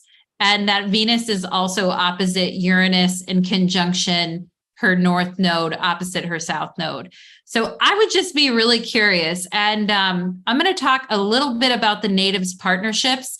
And the native may be a little bit too young, perhaps, she's in her early 20s, so she may be too young to kind of experience all the things in her chart yet. There's still more things to experience in life, but I can guarantee you at some point, this native is going to have a very interesting love life. So I wanted to put that. Okay. So we talked about why the people in her family may be jealous and why they may look at her like she's, but the native has Saturn rising. Things haven't been easy for the native. The native also is represented by this Mars in Sagittarius with Pluto and Chiron. tough energy. Okay. So people need to check themselves on until they walk in someone else's shoes. They shouldn't be jealous of them. Okay. And so let's go ahead and see the parent, the mom in particular. Look at this mother. The mother is squaring the native's Venus within 2 degrees. Okay. And this mom is represented by Saturn and Taurus. So the mom is in the native's first house. Now, the native may look a little bit like the mother, except a better looking version of the mother. And the mother may actually be very jealous of how the native looks. Okay. The mother may be jealous of the native's hair, beauty, style, ability to attract new and exciting people into her life, her ability to make social connections, and also her likability factor. Okay. The mother may also be jealous of the native's love relationships or who the native gets into a partnership with. And like I said, the native is young, so perhaps she hasn't had any major, crazy, big partnerships yet. But I would watch out for that in the future, the mother being jealous about the native's romantic relationships. Okay. And I also feel with the Sun and Venus parallel, the ascendant, plus that ascendant trine Venus, that the native may be an artist or make very avant-garde type of things, very unique and different type of an artist. And the mother, okay, so the native is an Aries rising, confidence, right? And the mother may be very jealous of the native's looks or confidence, originality, or their quirky, cool style. All right. So we're already seeing, and why do mothers have to be in this weird competition with their daughters? Like, grow up, gain a perspective, right? And I also just want to say that perhaps because of the way the native was treated by her parents, the native may become suspicious and paranoid about the way that people are treating her. Now, the native is represented by this Mars in Sagittarius in a conjunction with Pluto in Chiron. So the native may feel, because she's in this conjunction with Pluto, and also that Pluto is square the native's Sun and Mercury. That's a tough one right there too. The native may become paranoid and suspicious that people are lying to her, trying to sabotage her, or secretly hate her or want to destroy her, and that type of paranoia can come from being in a family where people are constantly attacking us, where they do wish us ill will, where they are trying to destroy us, and then you get this kind of paranoid energy. And, it can even make us feel like our own friends that truly love us and care about us don't really want to talk to us, and a lot of people that come from abusive families have a tendency to self-isolate. And because we see Saturn in the first house, this native may have a tendency at times is, popular, pretty, likable, talented as this native is, the native may feel like people are trying to backstab her at times, paranoid about people's intentions because of the way that her parents treated her. She also may sometimes, feel depressed or self-isolate. The native's ruler of her 12th house of self-isolation, this Aquarius, is ruling the native's 12th house. The native has the 12th house rising in her own first house. So what that tells me is even though the native has all these wonderful things going for her, she may have a tendency to isolate because she feels that people are against her or she feels attacked. And, like I said, that can be from growing up in an abusive family. Okay. That tendency to want to self-isolate or push people away. And, even our friends that love us and support us and care about us, like we may even start to think they don't want to talk to me, they don't care about me, they don't, something like that, because we're so used to people having a problem with who we are. Okay. And so additionally, too, I want to point out with Sun Pluto and Mercury Pluto. Okay. And the Sun, of course, representing father in the chart. But I also just want to point out that and I mentioned this in one of the other charts, that, abusive families may stalk family members or try to find out information about them, okay, if you try to cut them off. And I just want the native to be very careful with the information that she gives to people. The native is Sun in Virgo and Mercury in Virgo, square Pluto. So I would just be very careful about the information that you're sharing about yourself and what's going on with yourself. And particularly that could have to do with money. It could have to do with your health. It could just have to do with thoughts and details about your life in general. I would really not share a lot of that information, particularly when you come from an abusive family, because they will use that to blackmail people and to stalk people. Okay, so I just have to bring that up too. With that combination of Sun, Mercury, and Virgo square Pluto, there is a need to safeguard your personal information and guard your privacy. Okay. At the same time, it may be very challenging for the native to trust people after what your parents have put you through. Okay. And let's now look for evidence that mom was a narcissist, very jealous of the native. And we already said already that the mom is squaring the native's Venus. So, we already know what that story is. Native jealous of the way the native looks, the popularity, the opportunities the native has in her life. Okay. And mom is also in a square to Uranus. Okay. And, mom is representing Saturn and Taurus in the first house. So this makes me think that mom is trying to influence the native to be like her, and that mom may have a very difficult time with the native changing or doing anything different than what the mother has done. Okay. And that's because of that square to Uranus and to Venus. Venus, particularly ruling the native's partnerships. Okay. Nothing is ever good enough for mom. Mom may put economic pressure on the native as well. The native may feel that she has to take care of her mother. Mom doesn't want me to change in any way. Okay. The mom is squaring Uranus. Mom doesn't want me to change in any way at all or be different in any way at all.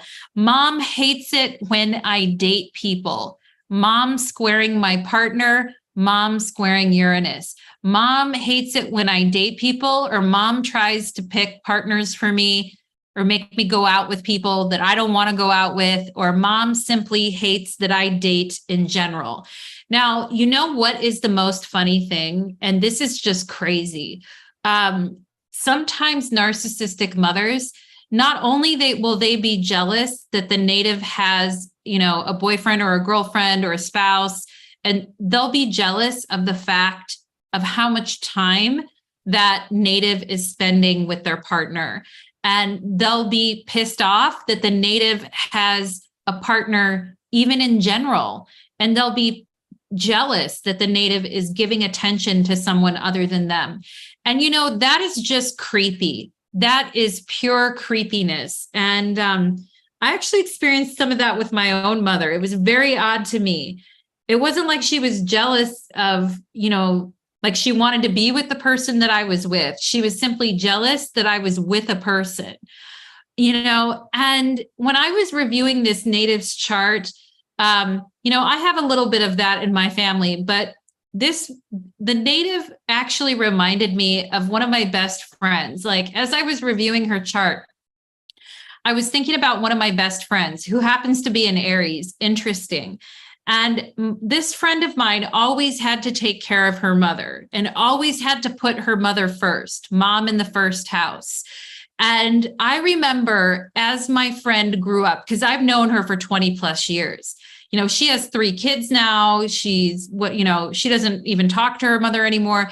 But I will tell you guys, from the time that my friend started dating, and she dated way later in life, she wasn't even going out with, not way later, I would say in her early 20s, she started to date. But when she started to date and when she started to want to be with somebody and not just be around the mother all the time and not just support the mother all the time, her mother threw a fit. Her mother called her a whore or a slut or all these types of things. Her mother threw an insane fit. And even when my friend had children, she liked the grandkids, but she was still jealous of the fact that my friend wanted to be in a partnership and wanted to have a relationship in her life. And it was it was such a shitty thing. And she would guilt my friend every time just for wanting to spend time with her boyfriend, or, wanting to have a family of her own. Like, it was the most insane thing. And perhaps this native experiences some of that with her own mother. And like I said, this native is still rather young. So maybe she, hasn't gone through all these things yet. But the chart shows some proclivities towards this type of energy. And, the native has moon in Cancer in the 5th house. The 5th house is the house of children. Perhaps the native would like to have children in a family of her own without the mother hanging on to her like a fucking ball and chain, and sometimes meeting a partner, right? Venus opposite Uranus with the South Node and the North Node changes our life path forever, and perhaps that may be something, and it can be in a good way too. Perhaps that's something that changes the native's life path and maybe breaks some of that intensity with the mother. Your mom may hate it when you date or hates who you choose to date. Mom may want you to focus all your attention on her. Okay. And like I said, it brings up an interesting point where some mothers are actually jealous when their daughters start dating and take attention away from them. Okay. Mom may feel very plain, Saturn in Taurus, very plain next to her Aries daughter, vivacious. All right. And trine Venus in Leo. Mom may feel very plain next to a daughter like that. Mom may hate your more independent, Aries rising, vivacious, rebellious side. Okay. Mom may try to stop you from moving away or moving away with a partner. Now, I think that, a lot of these things may not have happened yet. Obviously, the native is young, but the native is in her 7th house of partner. Okay. And the native's 9th house is, living abroad, living overseas is in the native's 1st house. Okay. And we can see the native is connected to her partner here with this Mars and Sagittarius, perhaps changing her life a lot for a partner with Pluto, or perhaps changing locations or going somewhere else. And I can bet you the mom isn't going to like that one bit. Okay. Because I don't feel like the mom wants the native to go anywhere or change or do anything different. Okay. And mom may try to stop you from moving away with a partner or a spouse, or guilt you, right? Moon in Cancer square the ascendant. She may try to guilt you. We also see mom, Saturn and Taurus in the 1st house. Perhaps the mom is going to try to tell you that she's trying to ground you or make you more practical. Perhaps you actually did get grounded a lot as a kid anyway. But here's the thing. I think native number 24 has the ability to make her own practical decisions on her own. She has Saturn in the 1st house, trine the sun in Virgo, okay, with Mercury in Virgo. I think the native can make her own decisions just fine. I don't think she needs mom hoovering over her, doing whatever. Get out of here, mom. Okay. Your daughter's an adult now. But I actually think you can make quite smart choices on your own. Mom may think you're too optimistic, Jupiter rising, and Aries. Okay. Mom may think you're too optimistic, thinking things will all just work out okay. But mom can be a major bummer, bringing up all the negative sides of everything. Mom may be a major Debbie Downer and balks at the things that break tradition. Okay. And now let's look for evidence that dad was neglectful and detached. So you may see dad here represented by this moon in Cancer. So you may go, oh, dad's, he's warm and nurturing and great, but he's in a square with the native.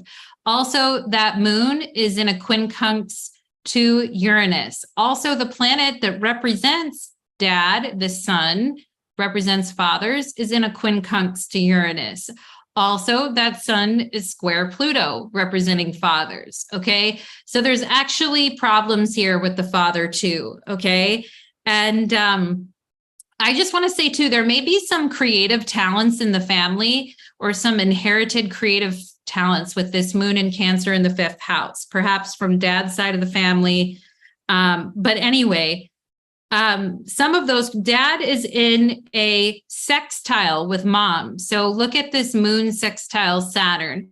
So dad is in a nice, comfy relationship with mom, but squaring the native. Okay. Perhaps dad is more supportive and caring toward mom or towards, the native stepmom if they're divorced, but perhaps the dad is more caring towards his partner and whoever he's with rather than his own daughter.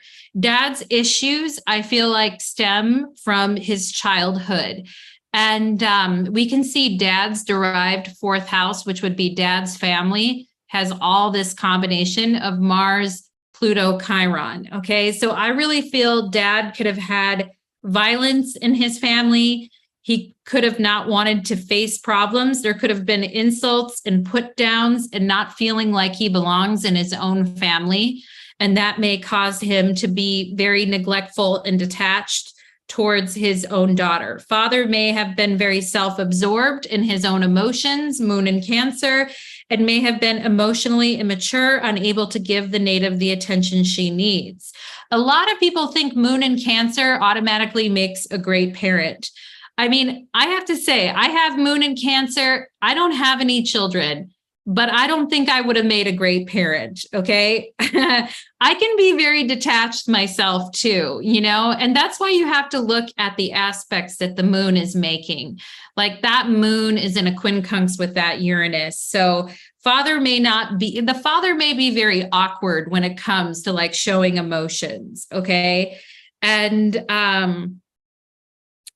so we also can see the representative of the sun representing father in a very close quincunx with that Uranus. So father may have a habit of blowing off responsibilities, not reliable, it's hard for him to relate to others. Okay. And that sun is also in a quincunx with that south node. So perhaps a past life connection with the father, where father was also unreliable and not there to the native. Okay, just kind of souring it more even in this lifetime. And when we think about the father represented by this sun in Virgo, quincunx Uranus in Aquarius, sun in Virgo and Uranus in Aquarius, not terribly warm and nurturing energies. Perhaps dad was often gone out of the home a lot, and perhaps dad was self-absorbed into his intellectual pursuits. Dad is in his derived 3rd house, and that Uranus is in the 9th, would be in his derived 9th, which has to do with education and learning. So perhaps dad was very self-absorbed in his own intellectual pursuits and wasn't very aware of what was going on, not very emotional. Perhaps dad was more cerebral and thought if he was paying for things, just like the other chart that we looked at when we saw the father represented by moon in Cancer, and dad is in his own 5th house of money. So his own derived 2nd house of money. So dad was probably more cerebral in nature and thought if he was paying for things, that nothing else was required of him. He may have also thought that nurturing was a woman's job and that, as long as he's providing money or whatever, he doesn't need to do any nurturing, that's the woman's job, and we're seeing a lot of this in these readings today. Okay. Father also could have had a big chip on his shoulder, resentment, etc. Sun square Pluto. Dad may have trouble trusting people or getting close to people. He could be jealous of the native's future success in something he wishes he was good at. Okay, his presence may stress the native out a lot, causing digestion issues, health issues. We see that Sun square Pluto in the 6th house there in Virgo. And also the dad is right there with that Mercury square Pluto. So we could say perhaps he says things to the native that make the native very uncomfortable or gives the native the silent treatment for no reason. Okay. So there's a lot of stuff going on here with the parents. This is complicated, I feel. Looking at this, it's quite complicated, particularly with this Mars, Pluto, Chiron. But here's what I'm going to say. The native is still young yet. There's still so much of her chart to play out. Okay. And I want to say my advice to the native is Moon and Cancer in the 5th house of creativity. Your creativity and your artistry is strong, okay? You may get lost in your creative hobbies and interests. You have a soft inner shell with that Moon in Cancer and a big heart, but perhaps trouble trusting others, Sun square Pluto, okay? And you may have problems sometimes with being impulsive and making impulsive decisions around relationships. We have the native in the 7th house of partners and a quincunx to that Jupiter. Could be some impulsive decision making around relationships. My advice is to take things slowly in your dating life. Plan any decisions carefully when it comes to moving overseas or moving different places for relationships, okay? Make sure you are well established first before you do that. I feel with the Sun trine Saturn, Saturn in Taurus, trine Sun in Virgo, that you're mature beyond your years and you have a good head on your shoulders, regardless of what your parents say, okay? And you may find yourself making some very interesting decisions when it comes to your love life, like really fascinating, exciting, interesting things with this Venus opposite Uranus conjunct the nodes, okay? I feel like you could be meeting some new soul path partners in this lifetime, okay? And you're switching it up from other past lives when it comes to partnerships. So good for you, okay? And I do see love connections and relationships really changing your direction in life and really maybe at times disrupting plans in life. But life would be boring without some spice to add to it, okay? So that is what I am getting here for native number 24. Thank you so much for letting me take a look at your chart. And I'd love to hear your feedback on the reading that I did for you there, okay? And thank you so much to native 24, especially because you are having a Venus return right now with your Venus retrograde. So very fantastic. Very avant-garde artist type of energy. Love it, love it, love it. Let's move on to the final chart, everybody. Oh my gosh, it's the final countdown. Da-da-da-da, da-da-da-da-da. Okay. That's enough of my singing. Anyway, guys, we are at the final chart. This is chart number 25 out of my abusive parents case study. And this lovely chart 25 is going to be an amazing note for us to end on. And for this chart, we have April 21st, 1973, 5:49 a.m. in Northridge, California. Okay. And our native in the prior chart was still in her early 20s. For our native here, she was born in 1973, so she just turned 50 this year. Congratulations to native number 25. And we're going to go ahead and get into it. So native number 25 is represented by this Taurus rising. She's Taurus 11 degrees, 18 minutes rising. And so her planet is going to be Venus. Look at lovely Venus in Taurus, very lovely, conjunct the sun in Taurus. How lovely is that? It's so lovely. And anyway, we're going to talk a little bit about that. I want to point out the parents. We have the mom is represented by Capricorn or Saturn. Okay, so this is the mom at Saturn 17 degrees Gemini in the 2nd house. That's the mom. And father is represented by the moon again. Okay, so we have moon at 15 degrees Sagittarius in the 8th house. So that's dad right there. What do you notice right away about mom and dad? They are in an almost exact opposition to one another. So that is not boding well for their relationship together. And I believe the native told me they're She did say her dad passed away in 2010, but I do believe the parents divorced. And but we do see the parents in an opposition to each other. So already that's challenging energy. Okay. So I'm going to go ahead and read you what the native told me about her parents. So she told me her mom's a Cancer.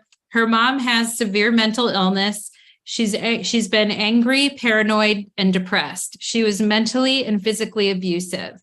The native says that her and her sibling were scared of their mother, but mom leveled out in her 50s after getting help and medicine. And she believes her mom did the best she could with all her mental health diseases. And she truly believes her mom wishes her children the best. Keeping in mind that this native in chart number 25 is 50. So her mom's going to be, elderly or older. And, her saying that when her mom, when she was younger, her mom was very abusive. Her mom was angry, paranoid, depressed, mentally abusive, verbally abusive. But when her mom got older, her mom got medicated and evened out a bit. And a lot of times we do see that with mental illness anyway, that people sometimes will even out more as they get older. So we'll talk a little bit about that. Now, Dad was an alcoholic, okay? Dad was an Aries, was a hot-tempered, physically, emotionally, and possibly financially abusive alcoholic. He seemed the native said that she felt like he didn't even like her, that he put her down, that he was very sarcastic and tough on the native, but that he loved the native's younger brother, who was a Scorpio who played football, which gave him a sense of self-worth. The native believes her dad was proud of her good grades. He was always away a lot, and the native was petrified of him. He died in 2020 of leukemia. Very hard way to go. The native says she believes her dad loved her and her sibling, but was unable to express it. After her father's death, her brother unfortunately became addicted to opiates and became a fentanyl addict living on the streets. Very, very sad.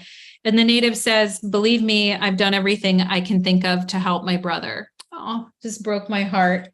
That just actually broke my heart, that part of it. And so let's go ahead and take a look at the chart, okay? So one thing we can notice right away that there is a lack of water in this chart. Now, the native has 4 planets in the 12th house, so that's going to help with the water stuff, but there's only one planetary body, and it's not even a planetary body, but it is the node of the moon in a water sign in this whole chart. So we have the South Node in Cancer in the 3rd house of siblings. And right away, when I looked at that, I was like, oh my gosh, of course, there is a past life connection to the sibling.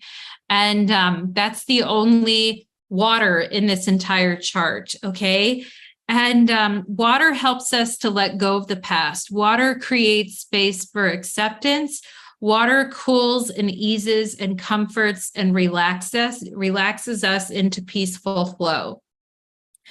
I can just hear with the Sun, Venus conjunction in Taurus in the 12th house, I can just hear the spa music playing in the background. I can just hear, the waterfall going. I can just hear the flute music and the, massages and the meditations and the healings. And that's all like wonderful for the native, I feel, because there is a lack of water in this chart. So we want to find ways to nurture that feeling, okay? And of course, this South Node is the only water here in the chart. And the South Node, of course, is our past lives. And Cancer is a sign of our families and what happens in families. And so, some of this family stuff coming up, particularly with the sibling, because this is in the 3rd house of siblings, could be very resonating with past life experiences for the native. I feel the native could have had a connection to a sibling in a past life and perhaps was a mother figure to the sibling in a past life, okay? When we see a lack of an element in a chart, like we see a lack of water in this chart, we may go after that element and really, really seek it a lot, which is why I was talking about, floating in the pool and the spa and the music and all of that. That's very, Taurus, Sun, Venus, Taurus type of energy. Also, the native says, look at this South Node in Cancer in the house of siblings in a quincunx to Neptune, the planet of addiction. Okay. Neptune isn't just about addiction, but the South Node is in a quincunx to Neptune in the brothers in the third house of siblings. Okay. The native says, believe me, I've done everything I can do. Okay. I believe the native 100% when she says that. And, this South Node in a quincunx to Neptune tells me that perhaps there were family addiction issues in a past life as well. And perhaps that the sibling had an addiction in a past life as well.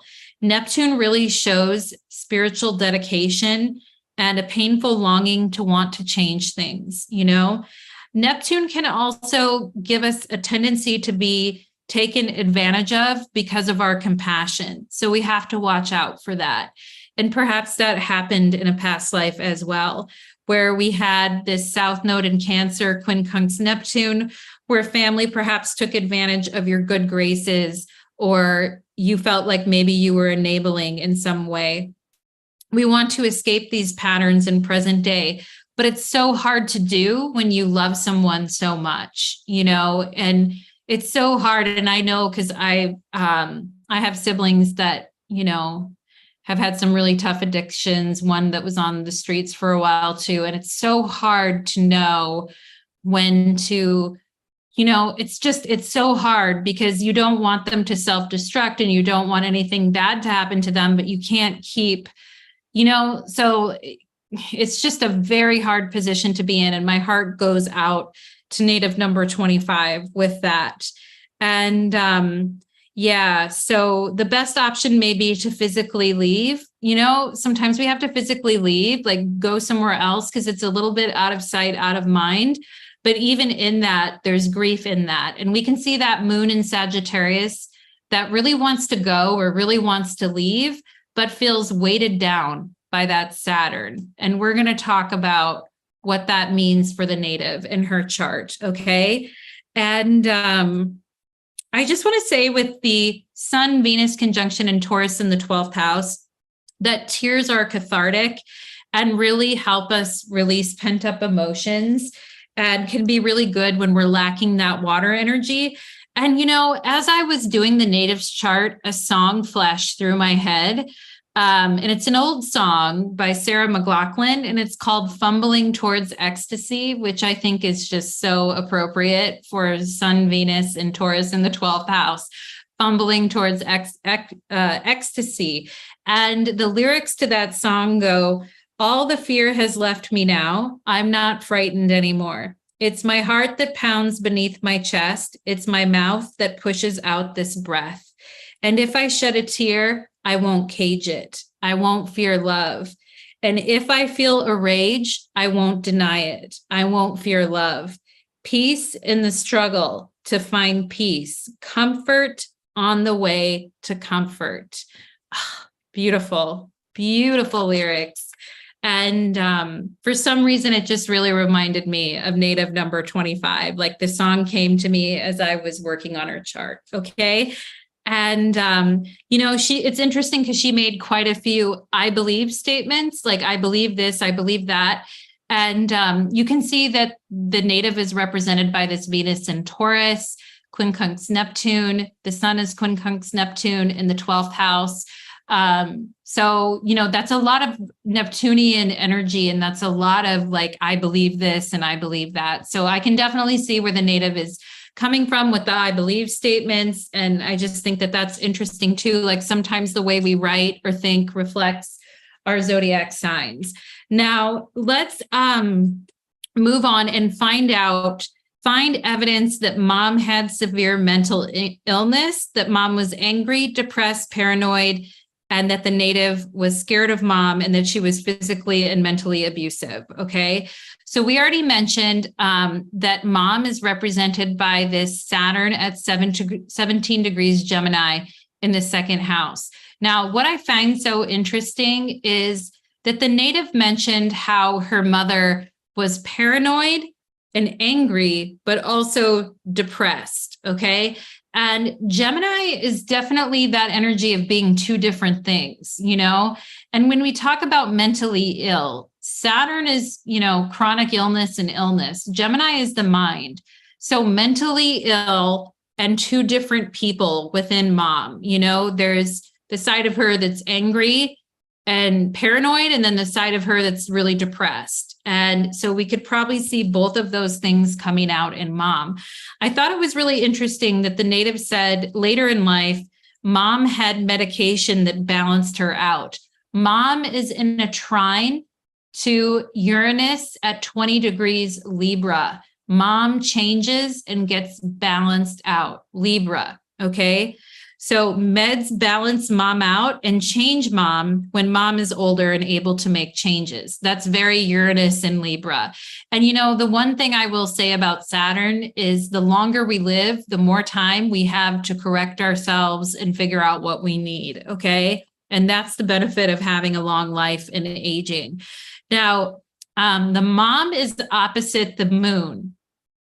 Okay, Saturn opposite moon. Mom is opposite the native's moon in Sagittarius. So this indicates, you know, and I already said that the moon represented dad as well as the ruler of the fourth house. So there's a tough relationship between mom and dad. It's unstable and unhappy. And dad has a tendency to take off, moon in Sagittarius. Dad has a tendency to take off and leave mom with all the responsibility. But here's the thing, mom can't handle it too well because she's really struggling anyway, okay? And yeah, so the two sides to mom we talked about. The moon is the mind. The moon represents the emotional side of the mind. So mom's mind is disturbed, and that moon opposite Saturn is definitely that depression feeling. And because the moon rules the fourth house of the family and the family home, that talks to a very unhappy and very sad or very depressed or very lonely home environment. Okay, so definitely want to hold space for the native for that. And, you know, the native trying to find peace and comfort and happiness in her life now, of course, is something we really want to strive for, and I'm sure she does. Okay. And mom may also behave in a very manipulating way. Moon Saturn, whenever you see Moon Saturn and a parent's involved, I'm always trying to be aware of toxic guilting and whether the mom is manipulating the native with toxic guilting at times. Okay. The native wants to leave, moon in Sagittarius. We see mom opposite the moon in the eighth house. You know, the moon in the eighth house is that sense of fear or being afraid, wanting to run away. Okay, we may also see a lot of avoidance of problems and issues here too, where the native is trying to avoid triggering the mother, tap dancing around the mother's emotional triggers. Okay, the mom's changes in moods, the anxiety. And the native is already very sensitive to energy anyway, because the native is represented by this Venus in the 12th house, quincunx Neptune. So native is already very physically and emotionally very sensitive anyway.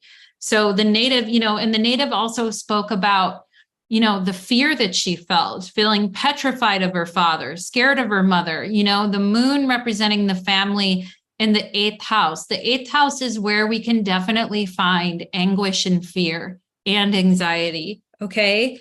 And so next we want to say, I was stopping in the middle here to give the native a compliment and say, I bet the native has a beautiful voice. And I have heard her talk before, and I do know she has a beautiful voice, but the native is going to have like a very beautiful voice, I feel, with this Sun, Venus, and Taurus, like very lovely voice. Okay. So I just had to say that. Now, here's the other scary kind of thing too, because Moon Saturn represents hereditary issues. Okay. And in the eighth house also represents genetic hereditary issues. So, with Moon Saturn, we can really see some genetic inherited issues being passed down in the family. Like, the father was an alcoholic, the brother became an alcoholic, like these types of genetic issues. Also, with Moon Saturn, we could have chronic disturbances of water balances in the body, again, creating a water issue. Okay. But the thing that I love about Moon Saturn is that Moon Saturn makes the native very self-reliant, responsible, adheres to duty, tough emotionally, has a lot of self-control. Now, when you come from a family of addicts, Saturn is your freaking best friend, because Saturn, and I've seen this in the chart of children of addicts and things like that. When you have the sun or moon squaring Saturn and you have a parent that's an alcoholic, Saturn oftentimes acts like a stopgap where the native is not going to become an addict, and she's not going to become, because the native is so tied to Saturn, there's no way Saturn is going to let her become irresponsible or become undutiful. I don't know if undutiful is a word, lazy, irresponsible. Saturn makes us really get real and stick to something reality-based and practical. There's no like spacing out into the ethers. And so when I see charts where there's addiction in families and I see Saturn playing a big role, it's like, it's a good thing, because I'm like, okay, the native hopefully isn't going to fall prey to these addiction issues. Okay. And anyway, I also want to talk about the native has Mercury opposite Pluto, and Pluto rules her second house of money. So I also remember the native mentioning that perhaps her father was financially abusive. The native's money is opposite Pluto. I do think perhaps that's very true. Also, Mercury opposite Pluto, the second house has to do with our speech. And the native may have a habit of being punished for speaking her mind or fighting back. So then sometimes we just go silent or kind of back ourselves into the wall. Native is really holding back from expressing herself to spare other people's feelings. And the native may have done that a lot more earlier in her life. She's 50 now, so things may change, right? But what happens when we suppress our need to really say what's on our mind is that pressure builds up, and pressure tends to build up where Pluto's at anyway. We see that Mercury opposite Pluto. But anger and tension may build up for the native and show itself in chronic headaches for the native, which affect her food and eating habits. Also, Pluto has to do with purging, and the second house has to do with food. So there may be some purging issue there. Also, if the native is getting headaches and having to purge and not able to eat, that may be something, okay, that we want to talk about. The native may be a little susceptible to migraines, and when she has migraines, not being able to eat. Tauruses love yummy food, but emotions can sometimes cause us not to eat or to forget to eat, especially when we're depressed. Some people eat more when they're depressed, but some people don't. Some people get migraines from suppressing things and can't eat. And if they try to eat, they throw up. And, I'm curious curious to the fact if the native struggled with any of these issues. Okay. And so, yeah, I also feel with Saturn in the second too, the native may have tension, stress in her neck. She may experience tingling in arms or fingers or dizziness as well too with Neptune. Okay, so here's the thing. When we grow up in abusive families and we live in fear of speaking what's on our mind, and we live in fear, tap dancing, walking on eggshells around other people, it really can create chronic health issues. And if our health is already sensitive, it can exacerbate that. And definitely, the native here is in a quincunx to this Neptune. Her sun, which represents vitality, is also in a quincunx to that Neptune in the 12th house. So there could be some chronic fatigue issues that the native has to deal with, perhaps allergies as well too.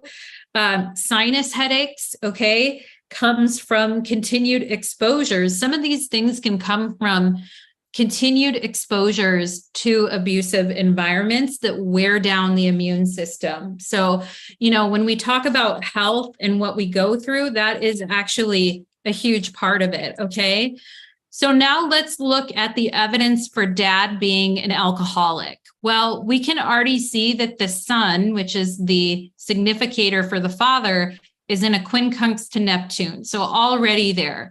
The father is represented by the moon in Sagittarius in the 8th house. Now, the 8th house does have to do with addictions as well, just as the 12th house does, okay?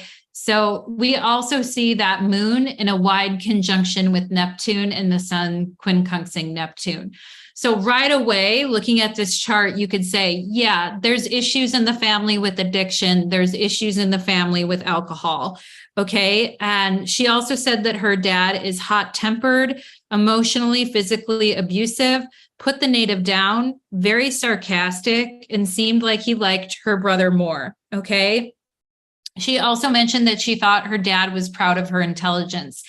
And I agree with that because the father is in a sextile to this native's Jupiter and Mars in Aquarius at the top of her chart, which is a very smart energy, I feel, for the native. The native is very sharp.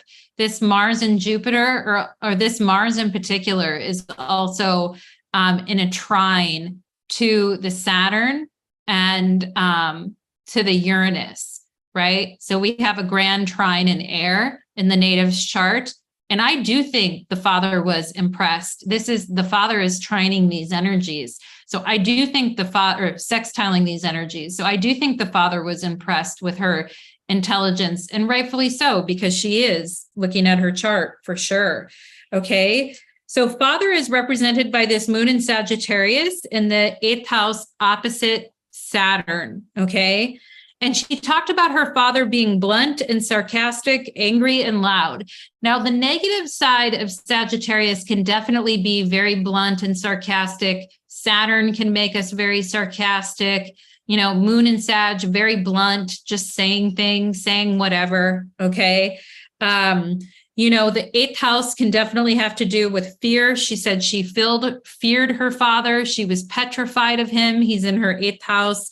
The 8th house having to do with fear, control, addictions, poisonings.